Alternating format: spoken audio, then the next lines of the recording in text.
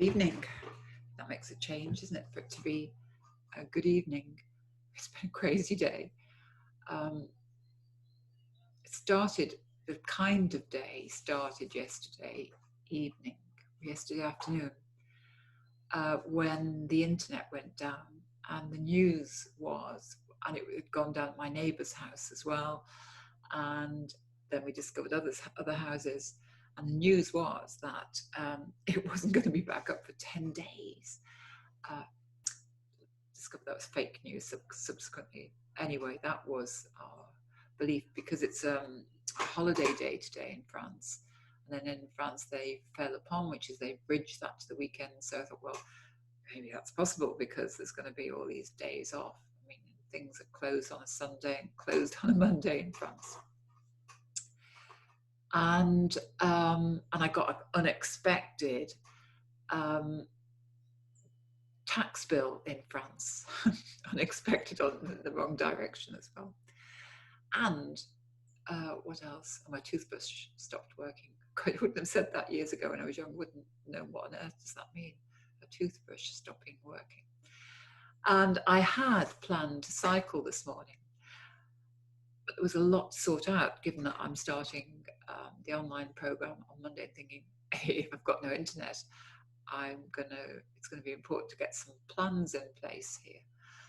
And I thought, oh, shall I forfeit the cycle? Anyway, I decided to go. It was beautiful, beautiful morning. And I decided to cycle anyway. And it's usually a good way for me to get my thoughts sorted out. I think moving, whether it's walking, running, whatever, certainly for me, cycling, lots of things kind of process in that time. And I thought, right, well, I'll just put everything on hold.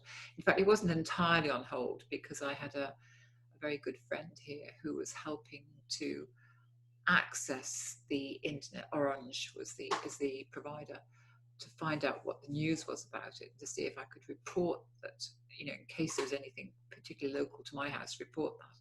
So she was doing that for me. It's because the bizarre thing is that, if you have a problem with your internet, you have to go onto the internet to report it. It's like, it's a bit catch-22, to say the least. Or you ask a friend, well, if you're Billy No Mates, that's going to be a bit of a problem if you haven't got any mates who can report your fault for you. Anyway, I went on the bike ride, and it was glorious, glorious day. And I've done some long rides recently, and this one I planned was 50, just above 50k. And invariably, I suppose most cyclists hurt in some way. There's something about cycling and pain. And my knee usually starts to pain after a while. And I get very, very stiff shoulders, particularly this side. It's just because knee and shoulder are diagonally opposite. So invariably that's coming from somewhere else, probably the way I'm sitting on the bike, or my hip, which I broke many years ago, but still kind of triggers a few issues. And so I kind of prepare for that. Or you just kind of live with it, really, that you're going to get some things are going to things typically feel uncomfortable anyway.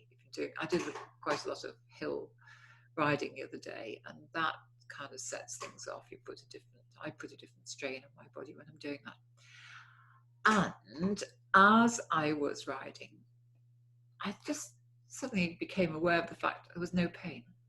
And I really felt like I was riding well, fluidly. I was keeping very still. And by that, I mean still with my body position. You shouldn't waggle about when you're cycling. Keep all your energies directed through the legs. And I thought, wow, I'm not feeling any pain at all. And I just feel kind of at one. And so I really took stock of that moment. I thought, right, what's happening? What are all the elements that's contributing to this? And I really paid attention to how I was positioned, how my sitting bones were positioned on the saddle, whether my feet were in any way, because although they're locked in to the pedals, you can still move them slightly and they can just be slightly angled or not. They should be straight. I paid attention to that. I paid attention to how I was holding my shoulders, to what pressure I had on the handlebars, to what I was thinking about, what I was feeling in that moment, and what had happened just before.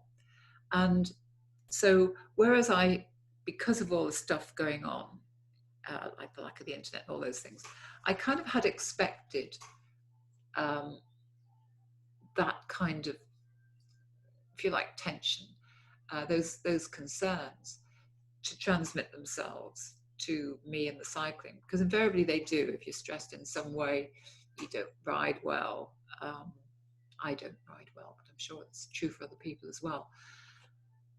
And that had been the case at the beginning of the ride. And yet now this moment was very different. So I had, rather than wait to be in a good state to ride, I'd gone on the ride in order to, if you like, resolve the state.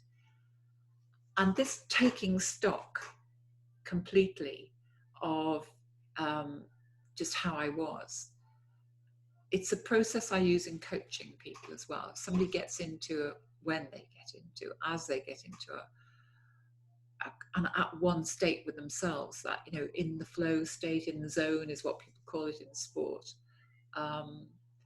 Congruent state, many different words used to describe it. Then it's a moment to capture, to pay attention to and go, what's this like? Spend time with it, learning how to be this way. And so that holding space while somebody experiences that in coaching is a very valuable way of them learning how it is for them to be in this congruent place, and to notice when they move out of it and how they move back into it, for example.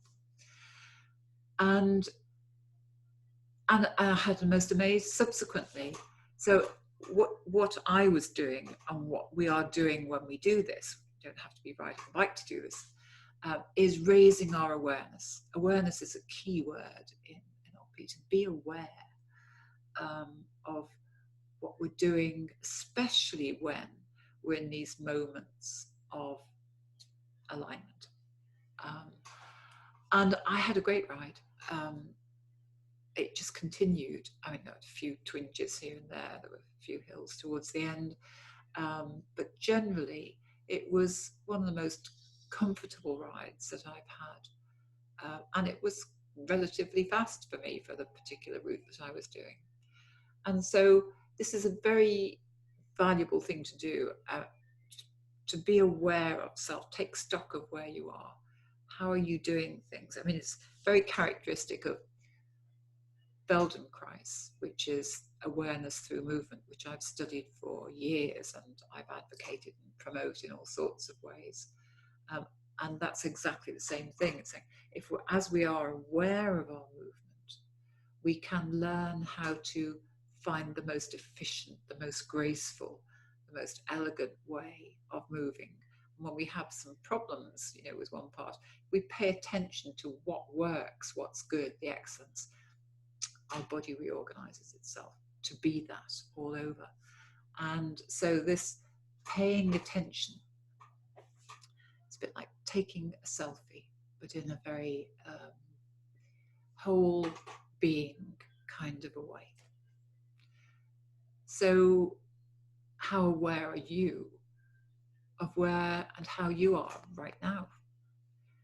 And maybe have there been moments today when you felt really at one with yourself?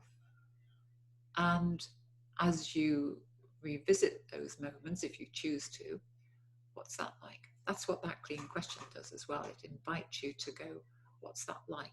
So it's inviting this raising of awareness of the present state, whatever it might be. As I say, raising awareness of a desired state has a particularly beneficial effect. I just, one last thing, I was watching a program last night where Harry Redknapp, a retired football manager, there's been a couple of these series, taking these retired footballers to play again, to play some of the teams that they were defeated by. And these are retired English players who invariably got defeated by Germany, and often in penalty shootouts, so just noted to be disastrous in penalty shootouts. And they go through a training and coaching to get them, to some kind of level of fitness, very varied, to play retired players from these teams. So they were playing France and Italy, and then Germany was last match.